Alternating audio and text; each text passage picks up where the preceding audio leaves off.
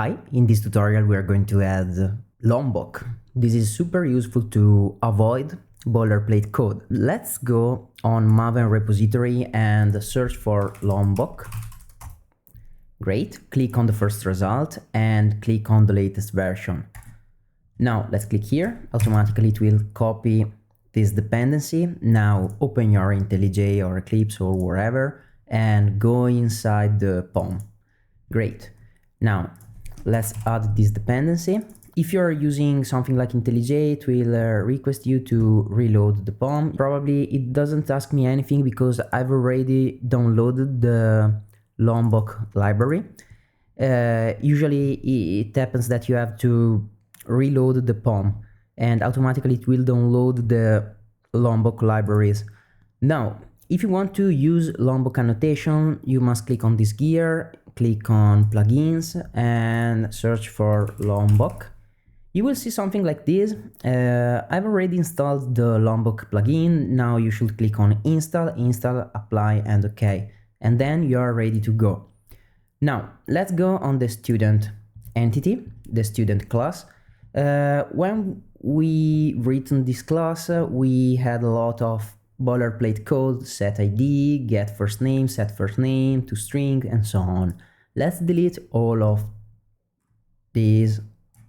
Let's delete all these methods, and now it's good to have some kind of encapsulation. So we can add private access modifier to these fields. This is to keep things clean, and let's add data, the data notation of Lombok. It will recreate the same methods by following a convention. For example, we'll have a get first name, set first name, we'll have a get last name, get and set last name. Now we need a no args constructor for JPA, otherwise we can't create entities and so on, and it's useful to have a all args constructor. So it's pretty self-explanatory. Now let's create another entity, another class to map course. Of course, we have student. We want that we want to connect student and course and so on. So let's copy and paste and go with course. Great, and let's change this in title and change this in the description of the course, for example. Now, what we want to do, we want to say, hey, we have a many-to-many relationship, okay? If we have the math course, we can have 10 students for the math course, we can have 0 student for the math course, we can have 1 student for the history course, and so on. So this is a many-to-many relationship. And it's time to start with the student entity. Let's add a private list of course, and we can call these courses. And here we must use an annotation which is many to many. Great. Now let's add this import and we're ready to go.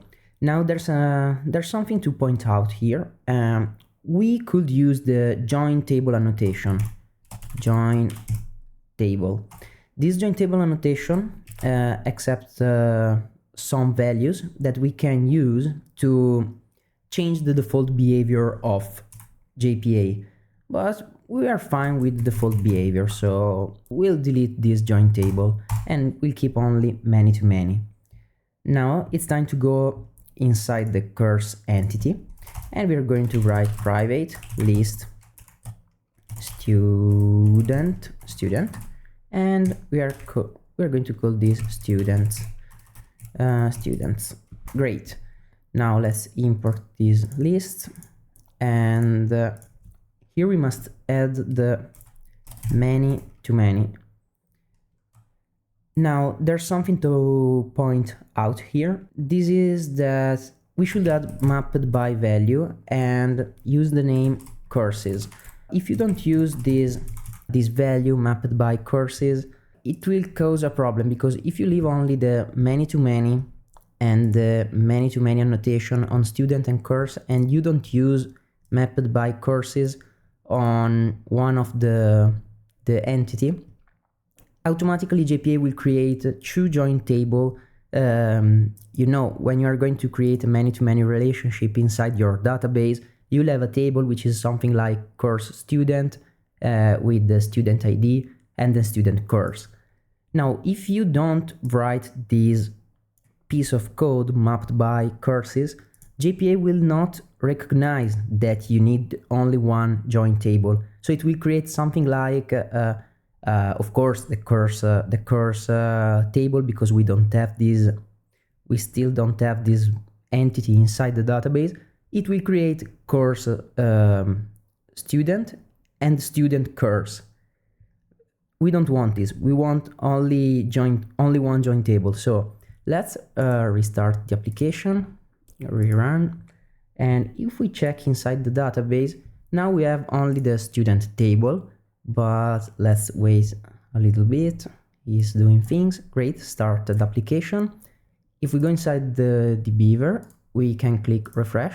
Now we have student courses. This is the JPA default way to create a many-to-many relationship, but this is how you must create a many-to-many relationship inside your database. Here you have the course, here you have the student courses, and here you have your student. Now we want to, let's say that Rick Ross, he's going to subscribe to the math lesson. So we can say add a new course, one description,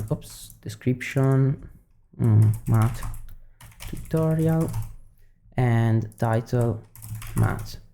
Great, let's save this.